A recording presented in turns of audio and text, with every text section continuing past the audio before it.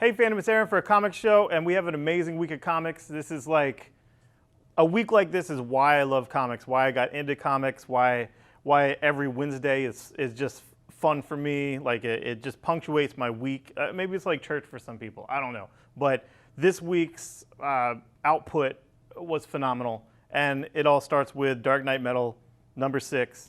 This was the finale. If you have not read The Wild Hunt one-shot, I would highly suggest reading this. This is like issue 5.5, and this is issue 6. This is the finale. It's hardcore. It has a bunch of aw shit moments. Like, I mean, just look at the cover. It's like batshit crazy. There's Batman with some 10th metal, not nth metal, because nth metal is actually 9th metal, riding a Joker demon dragon. Like, seriously. It's insane. Detective Chimp's in it, Plastic Man's in it, and it doesn't just have the resolution between the big bad and resolution for Hawkman, but it also has a nice epilogue where they celebrate. It's fun, and it sets up the stuff to come, which is very exciting because Scott Snyder is going to be taking over Justice League, and I am thrilled for him to take over Justice League, and I'm also thrilled that his lineup looks a whole lot like my favorite incarnation of Justice League outside of comics, which is JLU. I love that animated series. Like inside comics, it's always going to be Justice League International, but JLU for movies, TV, direct to DVD, all that stuff, that is the pinnacle Justice League for me. Moving on, Doomsday Clock, #4. Look at this Flapjacks cover with a Rorschach on the Flapjacks and the Rorschach walking out of some huge fire explosion. This issue is 100% Rorschach. You have Rorschach on every frickin' page. It's intense, it's crazy. You get to see all the questions you had of the guy that's an analog for the question. They're answered. You get to see his training, you get to see who he is, how he comes across the mask, all of that. It's tied into one of the Minutemen. It might not be who you think, but it was great, and I thoroughly enjoyed it. And if you're not reading Doomsday Clock, I'm sorry, it's good. It's good. I mean, it's Doomsday Clock. It's DC. It's important. And my JSA is coming back. I know it through there. If you read the back matter, there's a little bit in the back matter about Alan Scott. It says there was a green flame, unusual green flame in this fire, and it burned the All-American Steel building, and Green Lantern first appeared in All-American Comics, the Golden Age Alan Scott JSA Green Lantern. So it is reestablishing the JSA. That's what Jeff Johns is doing, and I'm excited. Moving on to the Terrifics. Love this book. I don't give a crap if it's the Fantastic Four, DC is doing a Fantastic Four book, blah, blah, blah. It's good. It's Jeff Lemire. I like these characters. I like that they don't get along, but they have to be together for reasons that are explained in this issue. I like Tom Strong being there in the plot. We'll see what happens with that. And I love Plastic Man. It was good. And I like that Mr. Terrific is a dick. He's just a dick. I mean, you'll see. And finally, for DC, Mother Panic, Gotham AD, different bat time, different bat channel. This is in the future. So Mother Panic's in the future, and yes, Joker's in it. You see Joker on the cover.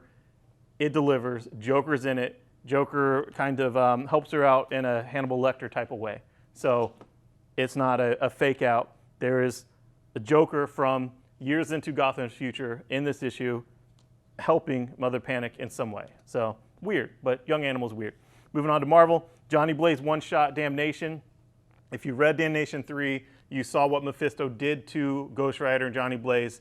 This issue was wonderful. That Sabella guy writing it, he's written a few things before. He has a book coming out that I'm pretty excited about crowdsourcing assassinations. But this one-shot was great. I think that he could do a good Ghost Rider book after reading this. Phil Noto art is always beautiful, and it sets up something for Ghost Rider that I hope continues after Damnation for this character. I really liked it. I'm not going to spoil it, but it sets up a whole new status quo for Ghost Rider that I hope doesn't just get resolved away in issue 4, the finale, Damnation. I hope it becomes a new status quo for Johnny Blazer, Ghost Rider.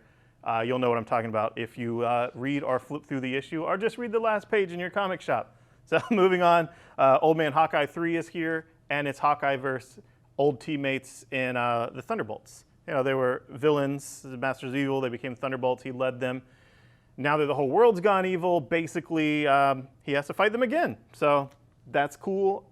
I'm digging Old Man Hawkeye. I like that universe, that, you know, Old Man Wolverine, Mad Maxy future.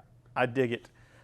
Moving on to independent books, franchise books. The biggest deal this week is Mighty Morphin Power Rangers number 25, Shattered Grid. Shattered Grid has been described as sort of like DC's Metal for the Power Rangers. It's a crisis. It's a crazy thing of jumping through time and evil versions of characters. And this issue absolutely delivered on the hype. There's a major death in this issue. I'm not saying who. I'm not even going to use a pronoun. But there's a major death in this issue. This is one of the unlockable variant covers.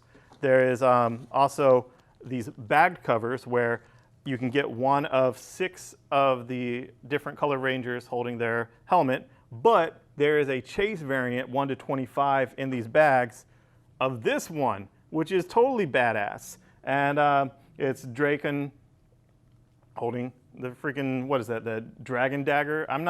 I will admit, Power Rangers came out, I was a little bit too old. I was right in line for like Voltron. And Power Rangers, you know, I was just a little bit too old. I was reading Vertigo comics. But I started reading some of this because, 1, it sells well, and 2, I like Boom, and I like Kyle Higgins. And there's also an employee here at a comic shop that just freaking snorts morphine Power Rangers.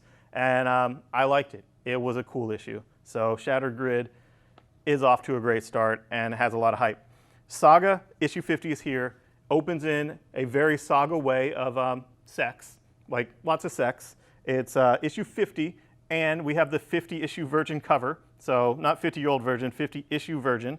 Virgin back, Virgin front. And unlike most books, when they have an anniversary issue and jack with a price, this is still $2.99. So you can buy both for under $6. So, and we have plenty of both because Saga is one of my favorite books, easily. Invincible, the finale's out in trade now with volume 25, coming hot on the heels of the final issue. So if you were getting it in trade, wait no longer. You get to see how it all ends. Hit Girl 2's out, had a panel in here about Batman, about, not necessarily about Batman, about Scott Snyder's Batman versus Tom King's Batman. I'm not shitting you in this. Hit Girl is fun, funny, Mark Miller, like him, and I like that she's in Columbia just kicking ass.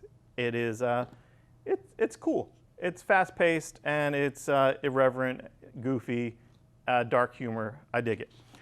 Moving on, Shadowman, Andy Diggle's on this. This is Valiant's big push. I read this back at in Portland, and they had voodoo donuts for free for us retailers that were in the shape of Shadowman. And, you know, I hate the donuts, so it's like drinking the Kool-Aid. I have to like it after I eat their donuts. But anyway, it was good. I've been a longtime fan of Shadowman. I have a photo of me wearing the T-shirt back in like '95. Like I look so much better then. But anyway, try this book. We'll be offering money-back guarantee here in the store for it. But if you've never read a Valiant book, you can just read this because it's kind of off the beaten path for them. It's horror, where their other books are not horror. So you can get this and have a full and complete story that doesn't cross over into Harbinger War 2. You don't need to know anything else. Just get that. Yes, it's the shared universe, but you don't buy every single book from Marvel or DC, so you don't have to buy every single book from Valiant. Just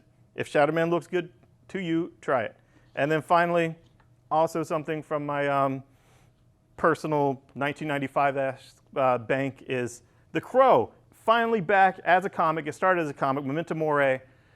I loved that first Crow movie. Like I was a freaking weirdo goth Vertigo kid in high school, a little bit punk, whatever. It was Vero Beach. You were either a surfer, a redneck, or other. And I was other. So, you know, it was like the AV Club, comic book nerds, goths, whatever, you know.